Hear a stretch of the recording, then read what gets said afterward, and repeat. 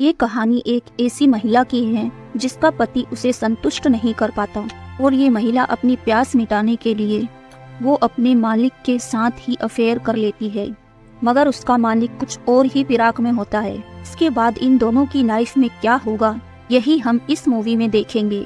तो चलिए शुरू करते हैं। मूवी की शुरुआत में हम कैथरीन नाम की एक लड़की को देखते हैं। ये महिला फिल्म इंडस्ट्री के एक प्रोड्यूसर की पत्नी होती है। ये महिला एक आलीशान हवेली में रहती है, लेकिन फिर भी उसे ऐसा लगता है कि जैसे कि उसकी लाइफ में कुछ कमी है।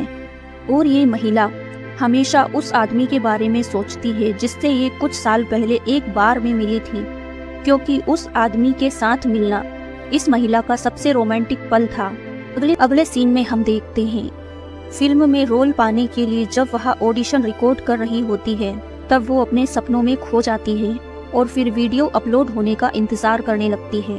इसके बाद ये महिला घर की साफ सफाई में लग जाती है, मगर तभी उसे पता चलता है कि उसका गार्डियन आज नहीं आया।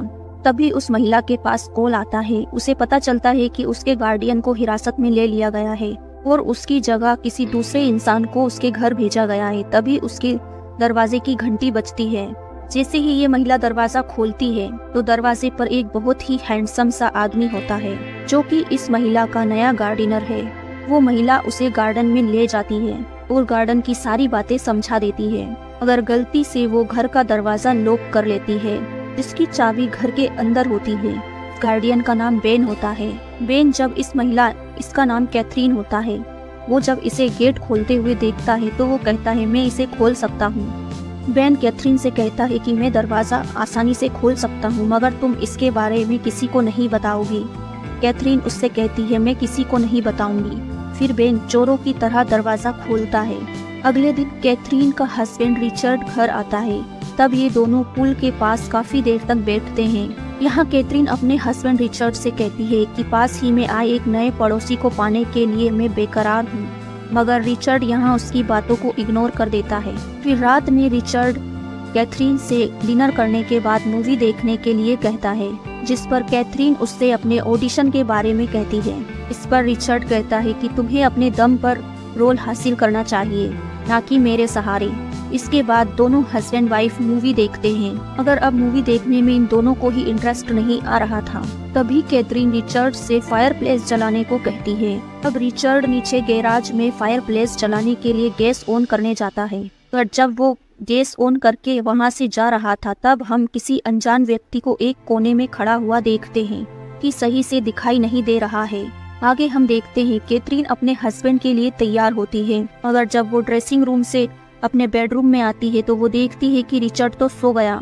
यह देखकर कैथरीन का मूड ऑफ हो जाता है। अगले दिन हम देखते हैं कैथरीन अपने एक्टिंग कैरियर को लेकर काफी निराश होती है। तभी वेन वहां पर आ जाता है और कैथरीन को गार्डनिंग की एडवाइस देने लगता है। साथ ही वो कैथरीन से कहता है कि मैं लैंडस्केप आर्किटेक्ट बनना चाहता हूँ, मगर यहाँ तो कैथरीन को उसकी बातों में कोई दिलचस्पी नहीं है और कैथरीन दरवाजा बंद करके अंदर चली जाती है। इसके बाद कैथरीन अपनी फ्रेंड को वीडियो कॉल करती है और उससे एक्टिंग के बारे में डिस्कस करती है, पर उसकी फ्रेंड भी इसकी कोई हेल्प नहीं करती। इसके बाद कैथरीन बेन को लेमन जूस पीने का ऑफर देती है। फिर दोनों पुल के पास बैठकर लेमन जूस पीने लगते हैं। कैथरीन बेन को दरवाजा खोलने के लिए उस दिन के लिए थैंक्स बोलती है। फिर बेन कैथरीन से उसके ड्रीम्स के बारे में पूछता है।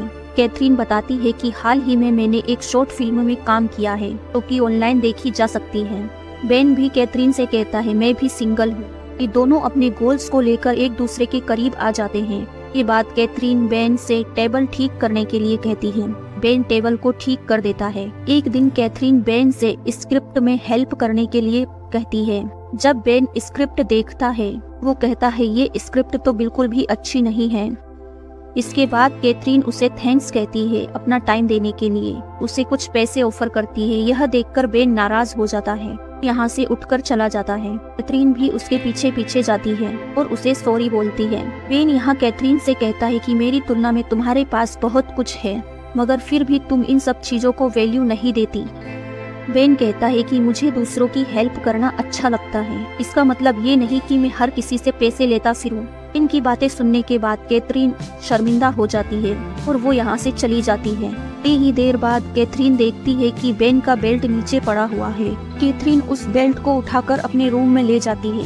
शाम को जब रिचर्ड घर आता है तो कैथरीन उसके करीब जाने की कोशिश करती है, मगर रिचर्ड उसे अपने से दूर कर देता है। रिचर्ड अपनी वाइफ पर फोकस करने की बजाय रात में होने वाले सेलिब्रेशन के बारे में सोच रहा था। कैथरीन भी इस सेलिब्रेशन को लेकर काफी खुश होती है कि उसे ऐसा लग रहा था कि ये सेलिब्रेशन उसके लिए है, मगर उसकी ये खुशी जल्द ही खत्म हो जाती है। उसे ये पता चलता है कि ये पार्टी उसके लिए नहीं है, ये पार्टी तो किसी और वजह से रखी गई है कि बेन ने एक हाई प्रोफाइल एक्टर बुक किया था। फिर अगली सुबह बगल वाले घर से एक तेज म्यूजिक की आवाज आती है। आवाज को सुनते हुए कैथरीन पुल के पास पहुंच जाती है और वहां से देखने की कोशिश करती है कि वो घर पहले खाली हुआ करता था। भी बेन वहां पर पहुंच जाता है। वो कैथरीन से कहता है बगल वाले घर का दरवाजा खुला है। बेन को देखकर कैथरीन सोचती है कि ये आज यहाँ पर क्या कर रहा है, क्योंकि आज तो इसकी छुट्टी है। कैथरीन के पूछने पर बेन उसे बताता है कि वो उसे नाश्ता कराने आया है, पर कैथरीन बेन से कहती है तुम मेरे लिए अपने घर पर ही खाना बना सकते हो। जब ये दोनों यहाँ पर बातें कर रहे थे भी उनका नया पड़ोसी ईडी उन्हें दिखाई देता है। ये देखकर कैथरीन उसे भी इनवाइट कर लेती है। यहाँ ईडी उसे अपने काम के बारे में बताता है। इसके बाद कैथरीन सभी के लिए बर्गर बनाती है। इसमें बेन भी उसकी हेल्प करता है। इसी दौरान बेन कैथरीन से उसके हस्बैंड के बारे में पूछता है, पर कैथरीन बताती है कि हम दोनों काफी टाइम पहले मिले थे और रिचर्ड ने ही पहले उसे अप्रोच किया था। समय बाद बेन कैथरीन से कहता है, वो कहता है कि मैंने तुम्हारी शॉर्ट मूवी देखी तो मुझे काफी पसंद आई। के बाद कैथरीन उन दोनों को बर्गर ग्रीन करने के लिए कहती है और खुद चेंजिंग रूम में चली जाती है। लेकिन जब कैथरीन वापस आती है तो वो उन दोनों को बियर के साथ लिविंग रूम में देखती है। अल्कोहल के लिए बेन उससे माफी मांगता है। यहाँ कैथरीन को भी उससे कोई दिक्कत नहीं थी, वो बेन को उसकी बेल्ट रिटर्न कर देती है। के बाद ये तीनों म्यूजिक बजाकर डांस करने का प्लान बनाते हैं। ईडी यहाँ पियानो बजाता है। कैथरीन बेन के साथ डांस करती है। डांस के नशे में दोनों एक दूसरे को किस करते हैं, मगर कैथरीन जल्दी से ही अलग हो जाती है कि उसे ऐसा लगता है जैसे कि ये गलत हो रहा है। के बाद ईडी यहाँ से चला जाता है। कैथरीन बेन को भी यहाँ से जाने के लिए कहती है, क्योंकि रिचर्ड को एयरपोर्ट से लाने से पहले वो अपने आप को शांत रखना चाहती है। अगर बेन यहाँ से नहीं जाता और उससे आखिरी बार डांस करने के लिए कहता है, कैथरीन इसके लिए मान जाती है और फिर दोनों डांस करने लगते हैं और ये दोनों एक दूसरे को किस करते हैं। अगले सीन में हम बेन और ईडी को देखते हैं। दोनों एक हील्स पर होते हैं और दोनों ही पैसे कमाने के बहाने ढूंढ रहे थे।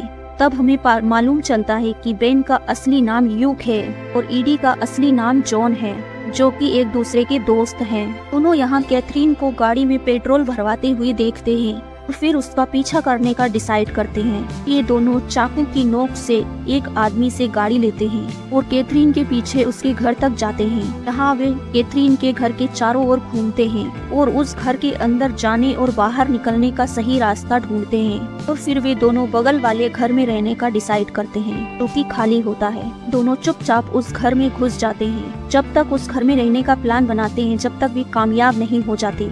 फिर योग जॉर्ज को देखता है, जो कि कैथरीन का रियल गार्डिनर है, तो वो उसे बंदी बनाने का सोचता है। खुद उसका नया गार्डिनर बनके उसके पास जाने का डिसाइड करता है। इससे वो उसके घर में घुसने में कामयाब हो जाएगा और फिर वो ऐसा ही करता है। वो अपना नाम बेन बताकर कैथरीन का नया गार्डिनर बन जाता है। तो दोनों इसी तरह कैथरीन की जासूसी करने लगते हैं। आगे हम इन दोनों को खाना खाते देखते हैं, जहाँ ड्यूक जॉन से कहता है वो कैथरीन की व्हाइट कार में बैठना चाहता है और फिर दोनों गैराज में जाकर उसकी कार में बैठ जाते हैं।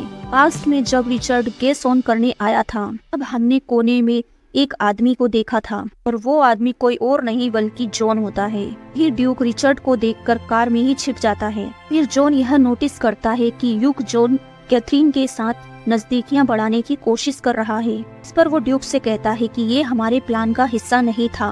उनका प्लान तो बस इतना था कि वो अमीर आदमी से पैसे लेंगे। लेकिन ड्यूक की हरकतें देखकर जॉन उस पर ब्लेम डालते हुए कहता है वो बस कैथरीन को पाने के लिए ये सब कर रहा है। ये सुनकर ड्यूक को गुस्सा आ जाता है और इन दोनों में बहस हो जाती है। इसी दौरान ड्यूक जॉन को दीवार पर धक्का दे देता है। अगर वो चाहे तो उससे लड़ सकता है। ये देखकर जॉन डर जाता है। फिर ड्यूक उससे कहता है कि मैं प्लान से नहीं भटका हूँ और दोनों प्लान के मुताबिक ही काम करेंगे। अगली सुबह उनके प्लान को एक्शन में लाने का टाइम आ गया था और ये वही समय होता है जब जॉन कैथरीन के घर पर जाता है और अपने आप को इंट्रोड्यूस करता है और फिर तीनों साथ में बर्गर खाते हैं। पर जब जॉन ड्यूक और कैथरीन को किस करते हुए देखता है तो उसे बहुत ज्यादा गुस्सा आ जाता है और वो गुस्से में यहाँ से निकल जाता है। फिर ड्यूक कैथरीन को उसके बेडरूम में लाता है। यहाँ कैथरीन काफी नशे में होती है और इसी मौके का फायदा उठाकर ड्यूक कैथरीन को जॉन की सच्चाई बता देता है। साथ ही कैथरीन से वो यह भी कहता है कि मैं तुमसे प्यार करता हूँ। ये सब सुनने के बाद कैथरीन उस पर बहुत ज्यादा गुस्सा करती है। ड्यूक को अब ऐसा लगता है कि वो गुस्सा इसलिए कर रही है क्योंकि वो अपने हस्बैंड के बेड पर है। वो कैथरीन को उठाकर अपने घर ले आता है। इस दौरान रिचर्ड एयरपोर्ट पर कैथरीन का वेट कर रहा था। वो उसे कॉल भी करता है मगर कैथरीन उसका कॉल नहीं उठाती। खाली घर में भी कैथरीन ड्यूक को पास आने से रोकती है।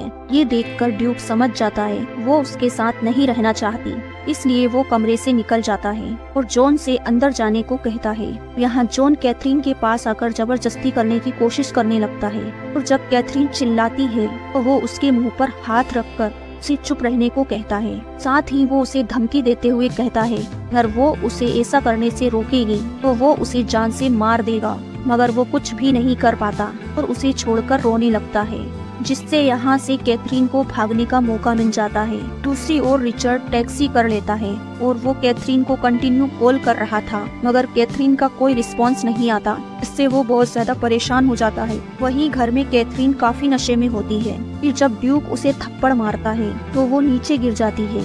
यहाँ पर जॉन ड्यूक को रोकता है जिससे उन दोनों के बीच फाइट हो जाती है और दोनों फाइट करते हुए ही पूल में गिर जाते हैं। इस दौरान जॉन के हाथ से चाकू छूट जाता है और ड्यूक उस चाकू से जॉन की पीठ पर हमला कर देता है।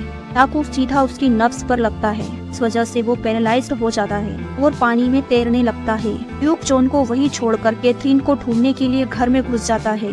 वहीं कैथरीन पुलिस को कॉल करने की कोशिश करती है मगर ड्यूक सारे फोन कॉल तोड़ देता है। फिर कैथरीन जब बाहर देखती है तो उसकी नजर जॉन पर जाती है। उसका खून पानी में मिक्स हो रहा था। ये देखकर कैथरीन पानी में कूद जाती है और जॉन की बॉडी के नीचे छुपने का डिसाइड करती है। अगर ड्यूक का विश्वास फिर से पाने के लिए जॉन उसे इशारे से बताने की कोशिश करता है। कैथरीन उसके नीचे छुपी हुई है। कैथरीन उसे चुप रहने को कहती है लेकिन जब जॉन नहीं मानता वो उसकी बॉडी को उल्टा कर देती है, जिससे जॉन का चेहरा पानी के अंदर चला जाता है। यहाँ जॉन पैरालाइज्ड हो चुका था, इसलिए वो हिल नहीं पाता और चेहरा पानी के अंदर होने की वजह से वो सांस भी नहीं ले पाता और वो पानी के अंदर ही दम तोड़ देता है। कैथरीन उसे मरते हुए देखती है। वो अभी भी उसके शरीर के नीचे थी।